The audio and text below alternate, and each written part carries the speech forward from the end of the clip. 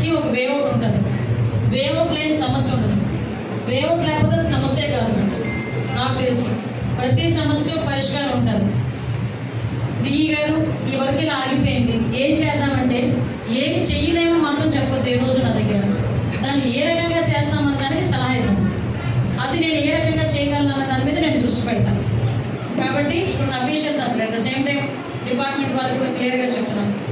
డిపార్ట్మెంట్లో కూడా ఎక్కడా కూడా ఎటువంటి ఇబ్బందులు కూడా కలగకుండా చూసుకోవాల్సిన బాధ్యత ఉంది.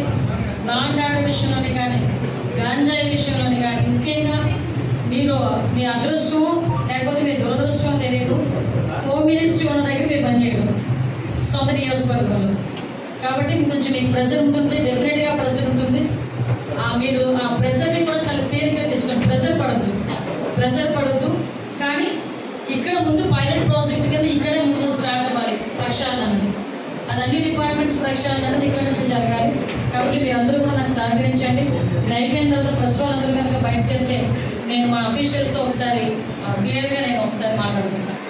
ఏర్పడిన తర్వాత అదేవిధంగా మంత్రిగా ప్రమాణ స్వీకారం చేసిన తర్వాత పాయకరావుపేట నియోజకవర్గంలో ఉన్న అఫీషియల్స్ అందరితో ఒక ఆత్మీయ సమావేశం అంటారో, పరిచయ వేదిక అంటారో, రివ్యూ అంటారో, అది మీ ఇష్టం.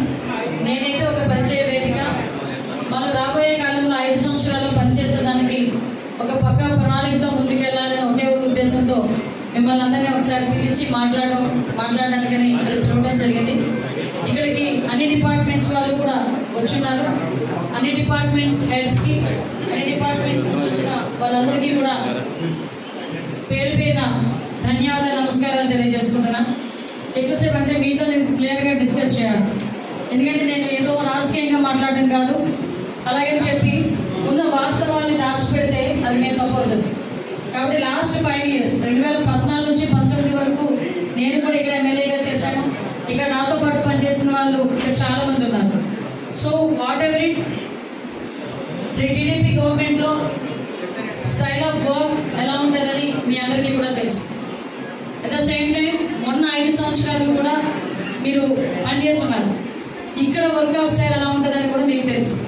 కాకపోతే మీకు నేను చెప్పేది ఏంటంటే ఇంతకు ముందులాగా పనిచేస్తాము, ఇంతకు ముందులా మేము ఇంకా అలాగే ప్రవర్తిస్తాము అని అనుకుంటే కనుక నేను ఇందాక మా డిపార్ట్మెంట్ వాళ్ళతో ఎలా చెప్పానో మీకు అలాగే చెప్తున్నాను. ఇక్కడ ఎన్డీఏ గవర్నమెంట్లో పనిచేయాలంటే నాకో లేకపోతే నా పక్కన లీడర్కో పనిచేయమని నేను ఎప్పుడు చెప్పను. మీరు పని చేయాల్సింది ప్రజలకి, మీరు సేవ చేయాల్సింది ప్రజలకి, జీతాలు తీసుకుంటున్నది ప్రజల గురించి. కాబట్టి డెఫినెట్గా మీరందరూ కూడా ప్రజా సంక్షేమం గురించి గవర్నమెంట్కి అనుగుణంగా అభివృద్ధిలోకి ముందుకెళ్ళేటట్టుగా మీరందరూ కూడా నాకు చేయూతనిస్తారని నేను మనస్ఫూర్తిగా కోరుకుంటున్నా. మీరందరూ కూడా ఆ రకంగా పనిచేస్తారని కూడా నేను అనుకుంటున్నాను. పాస్ట్ ఈజ్ పాస్ట్, అయిపోయింది. ఇప్పుడు జరగాల్సిన దాని గురించి ఆలోచించండి. జరగబోయేది వేరు. ఎవడైనా అక్రమ లేఅవుట్లు వేస్తారు, అక్రమంగా అఫీషియల్స్ని మేనేజ్ చేసుకొని మేము లేఅవుట్లు వేసుకుంటాము, మాకు నచ్చినట్టు మేము ఉంటాము, ఎక్కడ పడితే అక్కడ అక్రమంగా లేఅవుట్లు వేయడం కానీ, అక్రమంగా చెరువులు తవ్వడం కానీ, అక్రమంగా పేదవాళ్ళ భూమిని ఆక్రమించుకోవడం కానీ, ఏదైనా ఇల్లీగల్గా ఎక్కడైనా చేయాలని ఆలోచన రావడానికి కూడా మీరు వదిలేయండి. రోజుతో ఏదైనా త్రూ ప్రాపర్ ఛానల్ గవర్నమెంట్కి అనుకూలంగా గవర్నమెంట్కి అనుమతులు తీసుకొని ఏ వరకైనా జరగాలి. అలా కాదు అని చెప్తే మాత్రం ఎట్టి పరిస్థితుల్లో టాలరేట్ చేసే పరిస్థితి లేదు.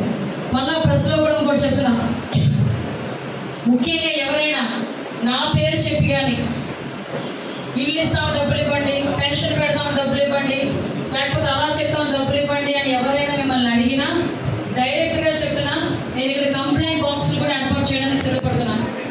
ప్రతి మండలం హెడ్ క్వార్టర్స్లోని ఎంఆర్ఓ ఆఫీస్ దగ్గర, కాంప్లెక్స్ దగ్గర, కాలేజెస్ దగ్గర కంప్లైంట్ బాక్స్ ఏర్పాటు చేస్తాం.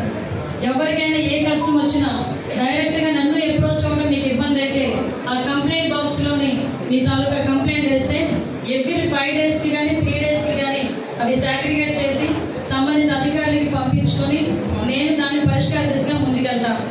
ఎవరికి కూడా ఇల్లు ఇవ్వడానికి రూపాయి ఇవ్వాల్సిన అవసరం లేదు, పెన్షన్ పెట్టడానికి రూపాయి ఎవరికి ఇవ్వాల్సిన అవసరం లేదు.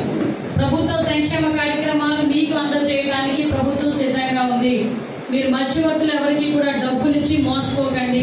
అలాంటి కల్చర్ తెలుగుదేశంలో లేదు. దయచేసి ఈ విషయంలో మీరందరూ కూడా అధికారులు ప్రాంప్ట్గా ఉండాలి, నాయకులు అందరూ కూడా ఈ విషయంలోని ఖచ్చితంగా ఉండాలని మనస్ఫూర్తిగా కోరుకుంటున్నాను. అందరికీ నమస్కారం.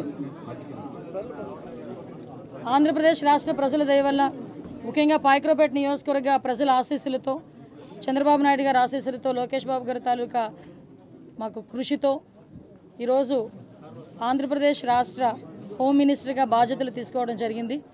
ఈరోజు అందరికీ కూడా మా అందరికీ కూడా గుర్తుండిపోయే రోజు.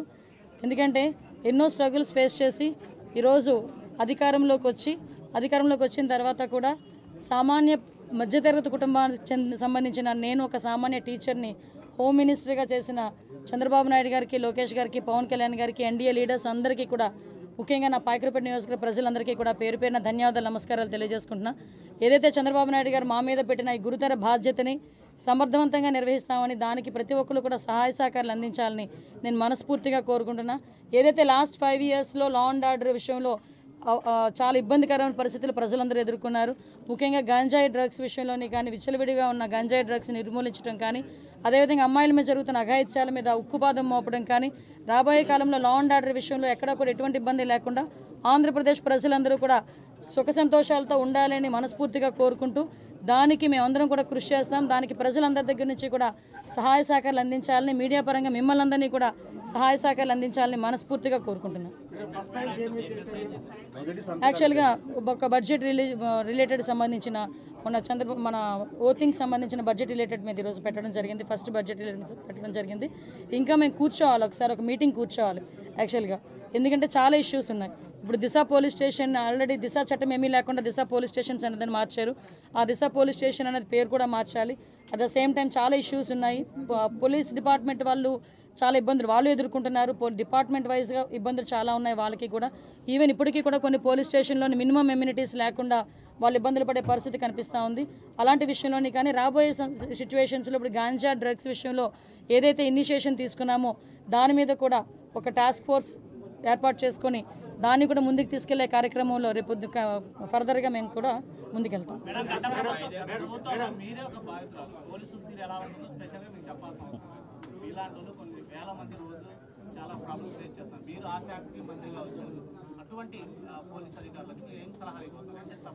సలహా కాదండి, ఇక్కడ ఒకటి ఏంటంటే అదంటే నేను చాలా సందర్భాల్లో చెప్తుంటాను, యథా రాజా తదా cadre, at the same time యథా రాజా తదా సైనిక్. ఓకే, రాజు ఎలా ఉంటే సైనికులు అలాగే ఉంటారు. ఈరోజు రాజు మారాడు, సైనికులు ఆటోమేటిక్గా మారాలి. That's it. ఎందుకంటే ఇంతకు ముందులాగే మేము వ్యవహారం చేస్తాము, ఇంతకు ముందులాగే మేము బిహేవ్ చేస్తామంటే కనుక అటువంటి సిచ్యువేషన్స్లో నేను చార్జ్ తీసుకోక ముందే చెప్పాను పోలీస్ డిపార్ట్మెంట్ వాళ్ళకి, అటువంటి వాళ్ళు ఎవరైనా ఇంకా బ్లడ్ అలా నడుస్తూ ఉంది అనుకుంటే కనుక ప్లీజ్ మీరే పక్కకు తప్పుకుంటే పని చేసే వాళ్ళు వస్తారు. నేను ఈరోజు ఏదో చంద్రబాబు నాయుడు గారికో, పవన్ కళ్యాణ్ గారికో, ఎన్డీఏ లీడర్స్కో మాకో పనిచేయమని చెప్పట్లే. ప్రజలకు అనుగుణంగా పనిచేయండి, ప్రజా రక్షణ విషయంలో పనిచేయండి. మీరు ఏదైతే కాకి డ్రెస్ వేసుకున్నారో దానికి గౌరవంగా మీరు అందరూ పనిచేయండి అని చెప్తున్నా. దాని మీద నేను ఈ రోజుకి కూడా స్టాండ్ అయి ఉన్నా. నేను ప్రతిపక్షంలో ఉన్నప్పుడు అదే మాట చెప్పాను, అధికారంలోకి వచ్చి హోమ్ మినిస్టర్ అయిన తర్వాత కూడా అదే మాట చెప్తున్నా. దీనిలో ఎక్కడ కూడా డీవియేషన్ లేదు.